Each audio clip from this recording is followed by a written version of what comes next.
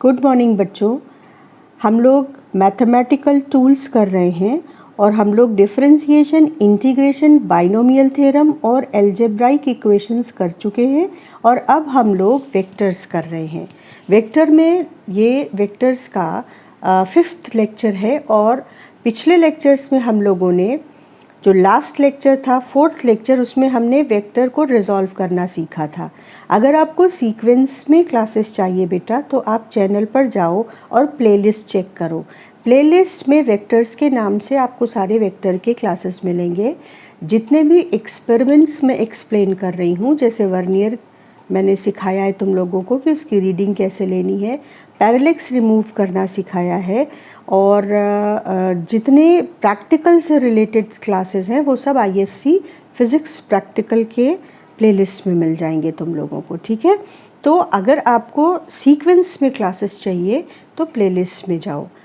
अब हम लोग आज के क्लास में शुरू करते हैं कि कंपोनेंट्स जब हमको समझ आ गया कि क्या है, तो अब उस पर बेस्ड क्वेश्चंस हमें कैसे मिलेंगे और हम उनको कैसे सॉल्व करेंगे।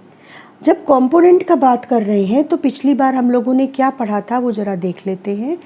मैं एक ऑब्जेक्ट पर एफ फोर्स लगा रही थी थीटा एंगल पर हॉरिजॉन्टल से, और हमने क्या सीखा था कि वो कंपोनेंट जो एफ से थीटा एंगल बनाएगा वो कॉस कंपोनेंट होगा और जो कंपोनेंट फोर्स से या वेक्टर से 90 माइनस थीटा एंगल बनाएगा वो साइन कंपोनेंट होगा।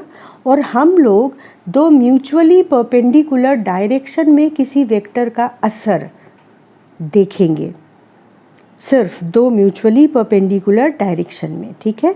वेक्टर का असर डिफरेंट डायरेक्शंस में भी होता है क्योंकि वो डायरेक्शन पर डिपेंड करता है, तो अलग अलग डायरेक्शन में वेक्टर का असर अलग अलग होता है और वो जो इफ़ेक्ट है वेक्टर का अलग अलग डायरेक्शंस में, वही इफ़ेक्ट टेक्निकली डिफाइन करता है कॉन्सेप्ट कंपोनेंट को, ठीक है।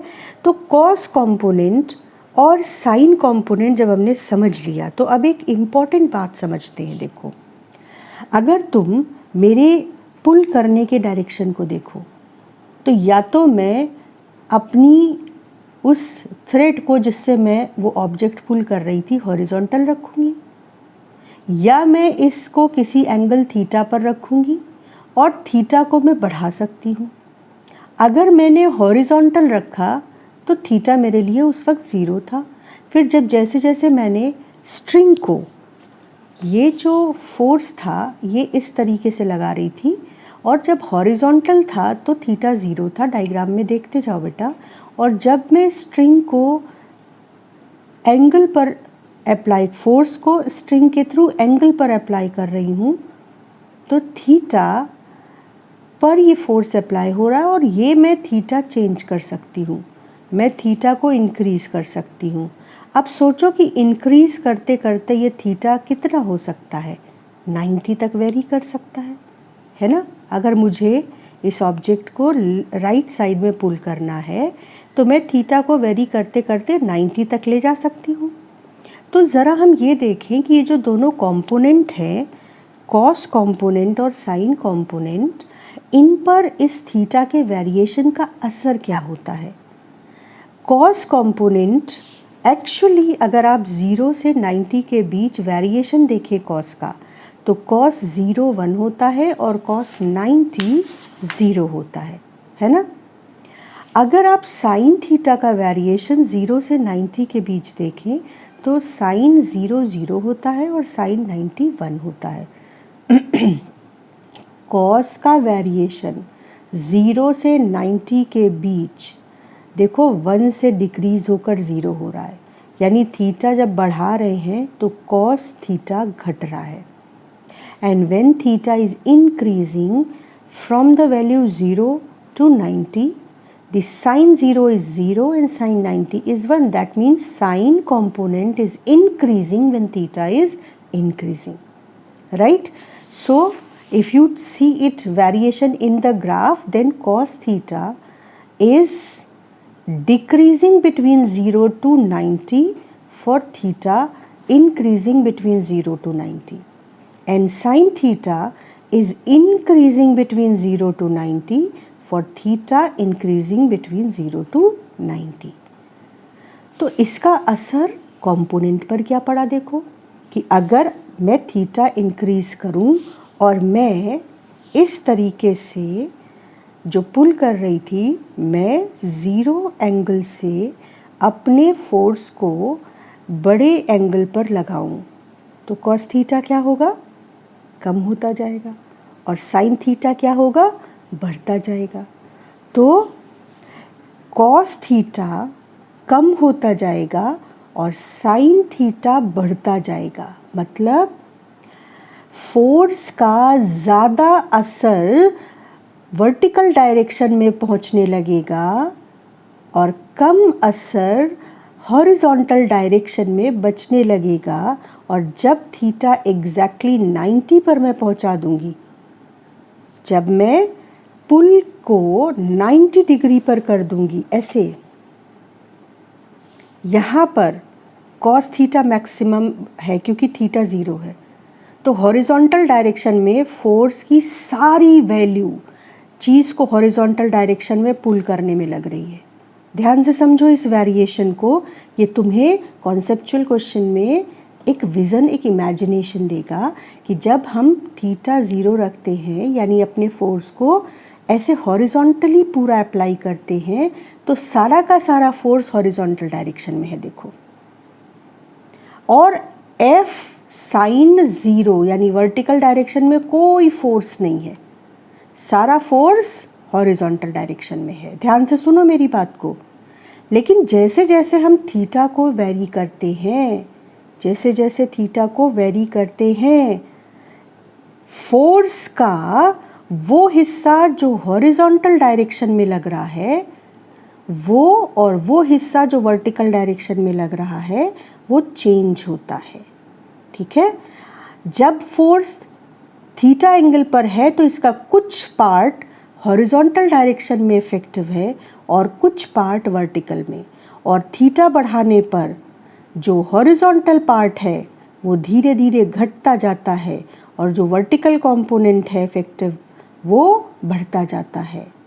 और जब थीटा पूरा 90 डिग्री पर हो जाए तो हॉरिजॉन्टल डायरेक्शन में F cos 90, यानी कि अब सारा फोर्स किधर लग रहा है, ऊपर।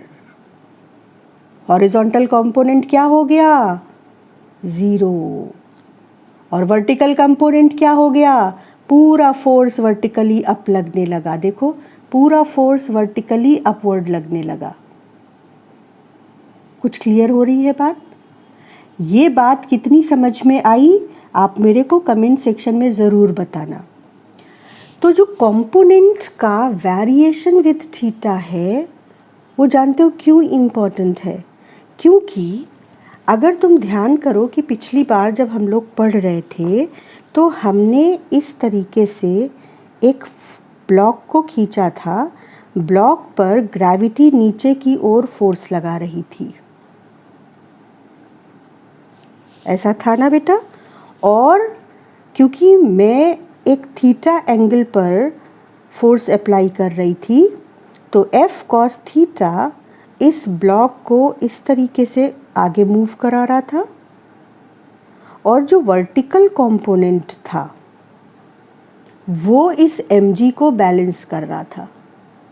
लेकिन जब मैंने थीटा इंक्रीज करना शुरू किया था तो जो मैच बॉक्स था उसका वेट बहुत कम था, तो बहुत जल्दी F साइन थीटा जो कि थीटा के बढ़ने पर बढ़ता है, F साइन थीटा जो थीटा के बढ़ने पर बढ़ रहा था वो जल्दी ही इस mg से बड़ा हो गया था और उसने मैच बॉक्स को ऊपर की ओर उठा लिया था, क्योंकि वो mg को ओवरकम करने में सक्सेसफुल हो गया था। जबकि मैंने जब इसी चीज़ को, एक हैवी बॉब्स को थीटा एंगल पर पुल किया था,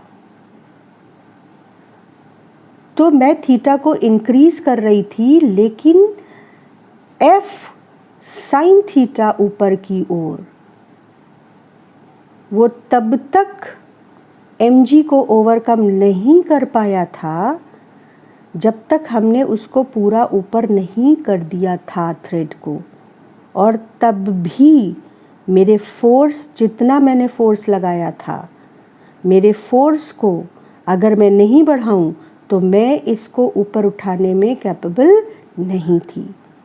तो F साइन थीटा और F कॉस थीटा का ये जो वेरिएशन है थीटा के साथ, F साइन थीटा का ये जो ऑब्जेक्ट को आगे खींचना है, F कॉस थीटा का ये जो ऑब्जेक्ट को आगे खींचना है, F साइन थीटा का ये जो वेट को बैलेंस करना है, ये न्यूटन्स लॉज ऑफ मोशन में हमें खूब इस्तेमाल करना है। तो क्या तुमको किसी वेक्टर को कंपोनेंट में रिजॉल्व करना समझ आया?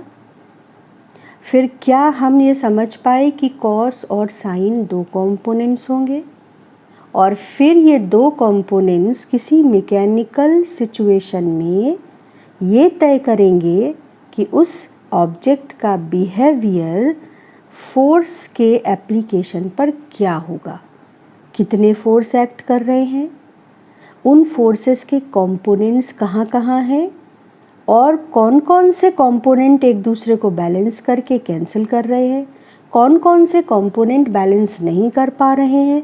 ये सब मिलाकर ये डिसाइड होगा कि वो ऑब्जेक्ट फाइनली किस तरह का मोशन करेगा या मोशन नहीं करेगा। तो कंपोनेंट की जो एनालिसिस है वो बहुत इंटरेस्टिंग, बहुत मज़ेदार है, लेकिन हमको ये भी ध्यान रखना है कि हमको बोर्ड के लिए अपने नोट्स इस तरह से प्रिपेयर करने हैं कि जो थ्योरेटिकल क्वेश्चंस आते हैं उनका आंसर भी हम कर सकें। तो इसीलिए मैं आपको सारे नोट्स खुद से लिख कर पॉइंट वाइज दे रही हूँ। आप पूरा कॉन्सेप्ट समझने के बाद इन पॉइंट्स को पॉज करके वीडियो लिखते चलो, तो आपके पास एक कॉम्पैक्ट फाइनल नोट्स होंगे जो आपको एग्ज़ाम से पहले रिवाइज़ करने में बहुत हेल्पफुल होंगे। मुझे पता है थोड़ा आलस आता है, लेकिन आलस नहीं करो बच्चा। तो आपको पता चलेगा कि लास्ट मोमेंट पर जब आपके पास एक कॉम्पैक्ट नोट्स का कॉपी होगा कि आपको कितना आसान हो रहा है बोर्ड के क्वेश्चन पेपर को भी सॉल्व करना, and you will come out with 100% correct answers.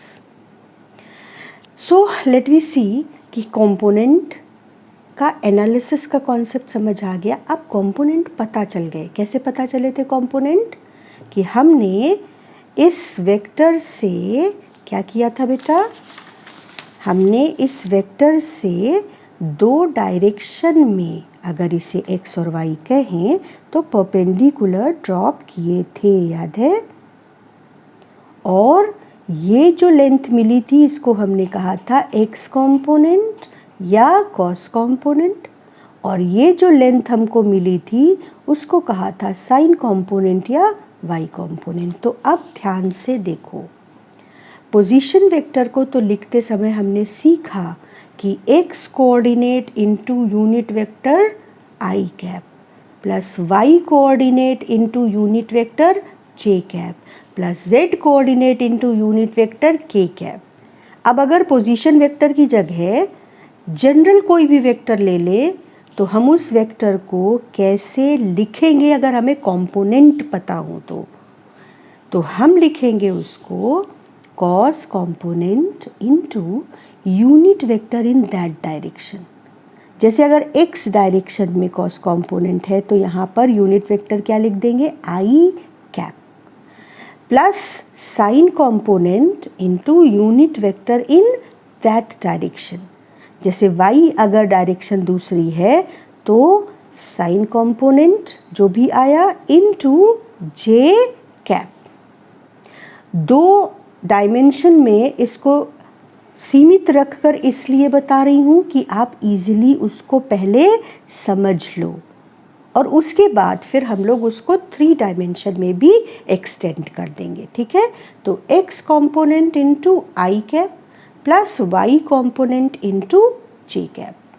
तो जो हमारा वेक्टर बन जाएगा वो वेक्टर कैसे लिखेंगे, देखो x component i cap plus y component j cap. Is it clear बेटा? अब अगर 3 डायमेंशन में है तो 3 डायमेंशन में वेक्टर को कैसे लिखेंगे? बिल्कुल पोजीशन वेक्टर जो था, जैसे पोजीशन वेक्टर को x coordinate i cap, y coordinate j cap, z coordinate k cap, तो अगर कोई जनरल वेक्टर है a तो कैसे लिखेंगे बेटा? Vector a is x component i cap plus y component j cap plus z component k cap.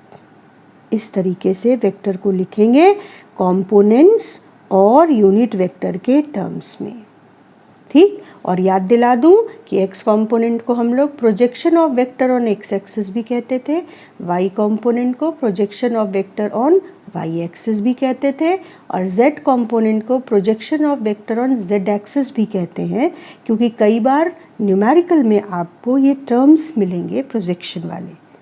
अब इसको और अच्छे से समझ लें जिससे कि हमको क्वेश्चंस करने में आसानी हो। तो चलो हम लोग क्वेश्चंस करते हैं। पहला क्वेश्चन, और मैं तुम लोगों को बता चुकी हूँ कि क्वेश्चंस जो मैं बुक्स, रेफरेंस बुक्स कंसीडर कर रही हूँ वो नूतन फिज़िक्स, NCERT और HC वर्मा है। HC वर्मा के ज़्यादा न्यूमेरिकल्स, ऑलमोस्ट सारे न्यूमेरिकल्स हम डिस्कस करेंगे, और जो न्यूमेरिकल्स होमवर्क के लिए देती हूँ उनमें जिन क्वेश्चंस में तुम्हें डाउट होगा वो क्वेश्चंस हम डिस्कशन वीडियो में डिस्कस कर लेंगे। तो चलो अब प्रैक्टिस क्वेश्चंस को देखते हैं। पहला सवाल आसान सा बढ़िया सा सवाल लेते हैं कि एक वेक्टर को 8i + 10j फॉर्म में लिखा गया। क्वेश्चन है फाइंड मैग्नीट्यूड एंड डायरेक्शन। अब ध्यान से देखो, अगर मैं तुम्हें इस वेक्टर को दिखाकर पूछूं कि बताओ x कंपोनेंट कौन सा और y कंपोनेंट कौन सा, तो जो i कैप का मल्टीप्लायर है वो क्या होगा? x कंपोनेंट का मैग्नीट्यूड, और जो y कंपोनेंट का j कैप का मल्टीप्लायर है वो y कंपोनेंट होगा। तो x कंपोनेंट क्या है? 8, y कंपोनेंट क्या है? 10। और अगर मैं कहूँ कि इसको विजुलाइज कर लो जैसे हमने पिछले क्वेश्चंस में किया, पिछले डिस्कशन में किया है, तो आप कहेंगे कि अगर ये वेक्टर a है जो x एक्सिस से किसी एंगल थीटा पर है, पता नहीं है वो एंगल क्या है, किसी एंगल थीटा पर है, और हमको x एक्सिस पर कंपोनेंट निकालना है, तो हम इस वेक्टर a के हेड से x एक्सिस पर एक परपेंडिकुलर ड्रॉप करेंगे, और हम y एक्सिस पर भी वेक्टर a से एक परपेंडिकुलर ड्रॉप करेंगे, ठीक। ये जो लेंथ मिली हमको ON, ये क्या हो जाएगी? इस क्वेश्चन के हिसाब से वो है 8, और ये जो लेंथ हमको मिली OM, वो क्या है? इस क्वेश्चन के हिसाब से वो है 10। ये बात समझ आ रही बेटा? तो ये 10, ये 8, ये अगर ये 10 है तो देखो ये लेंथ क्या है? ये भी 10 है, दिख रहा है सबको। अब तुमसे कोई पूछे कि मैग्नीट्यूड ऑफ द वेक्टर बताओ, तो क्या हम इस ट्रायंगल की हेल्प नहीं लेंगे? ये देखो 90 डिग्री एंगल ट्रायंगल है, तो ये हाइपोटेनस हो गया, तो इसका मैग्नीट्यूड कैसे मिलेगा? x कंपोनेंट का स्क्वायर प्लस y कंपोनेंट का square will give you magnitude of the vector.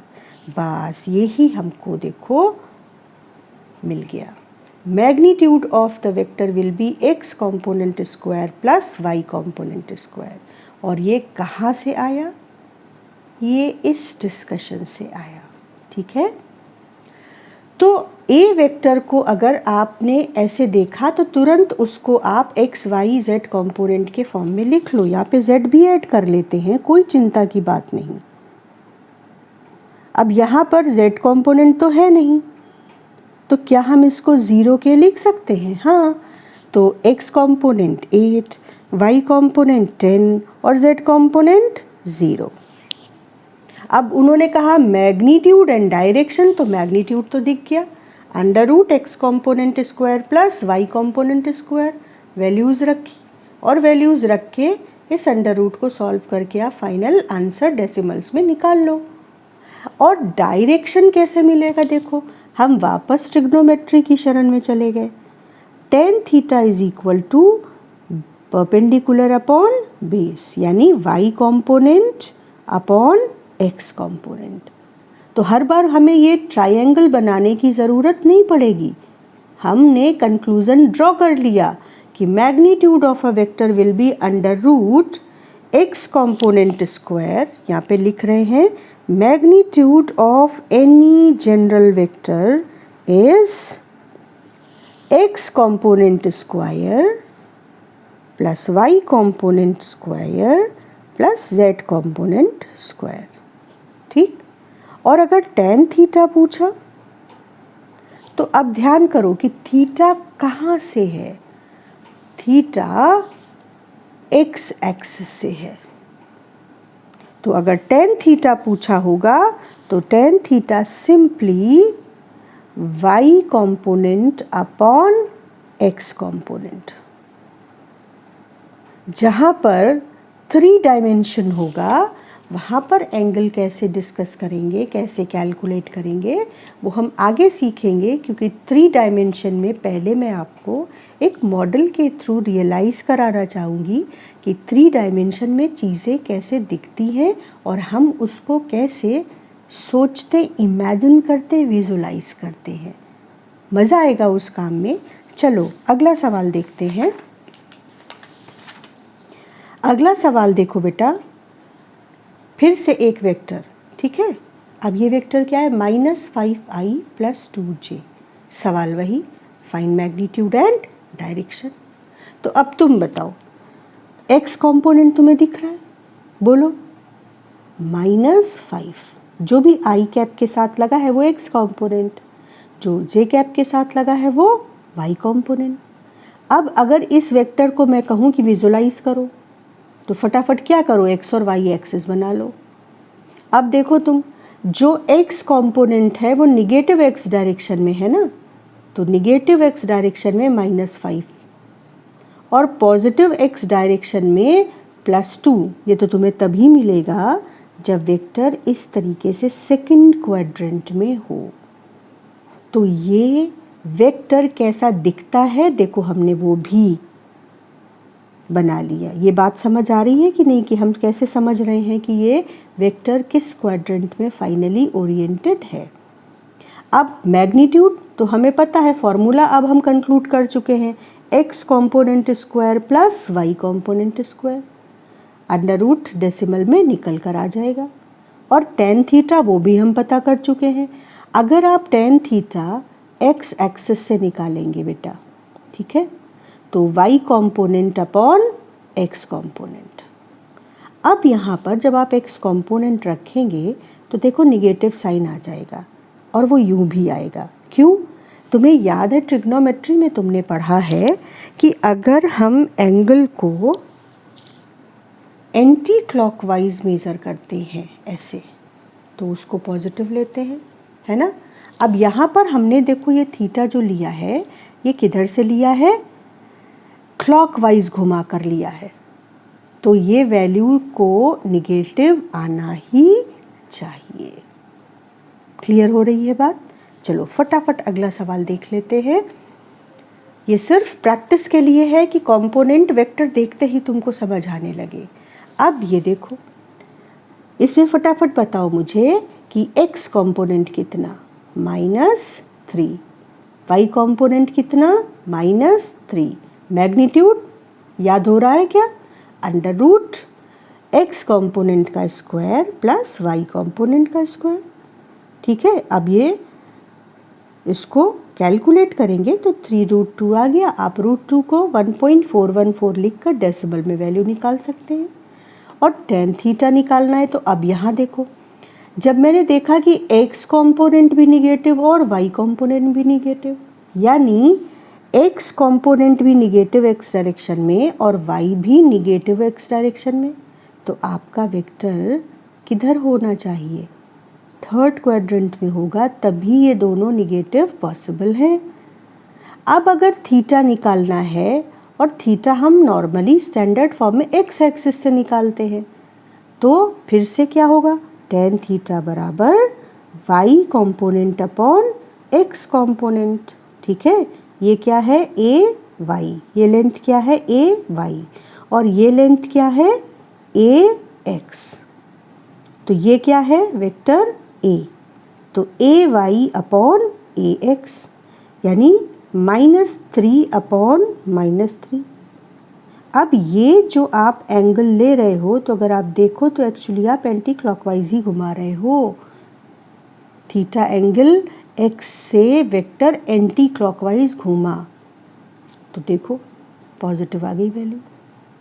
तो क्या हमने मैग्नीट्यूड और डायरेक्शन 2 डायमेंशंस में समझ लिए? नेक्स्ट क्लास में हम लोग कुछ बढ़िया सवाल करेंगे जिससे तुम्हें रिजॉल्विंग अ वेक्टर और कंपोनेंट ऑफ अ वेक्टर का कॉन्सेप्ट अच्छे से दिमाग में बैठ जाए। उसके बाद हम लोग वेक्टर के अगले बढ़िया कॉन्सेप्ट पर मूव करेंगे। तो कमेंट सेक्शन में बेटा बताना ज़रूर कि आपको क्लास समझ में आ रहा है या नहीं, और चैनल सब्सक्राइब करके नोटिफिकेशन बेल दबाओगे तो तुम्हें अपना क्लास कब अपलोड हुआ ये नोटिफिकेशन पहुंच जाएगा। तो अगले क्लास में हम लोग फिर बात करेंगे वेक्टर्स की, और वर्नियर कैलिपर्स का भी क्लास जल्दी अपलोड करूंगी जिसमें वर्नियर कैलिपर्स के वो न्यूमेरिकल्स डिस्कस करेंगे हम लोग, और बाकी जो लीस्ट काउंट और उसके इम्पॉर्टेंट कॉन्सेप्ट्स हैं जो मेंस और नीट में पूछे जाते हैं। तो मेहनत करो बेटा, हमेशा पॉजिटिव रहो, हमेशा पॉजिटिव रहो बच्चा, पॉजिटिव रहो, कंस्ट्रक्टिव रहो, मेहनती बनो, और ऐसे बनो कि तुम्हारे साथ हम सब बड़े लोगों का नाम, हम सब टीचर्स, मम्मी पापा, दादा दादी, नाना नानी, सब का नाम तुम्हारे साथ जुड़कर प्राउड फील करे। All the best children.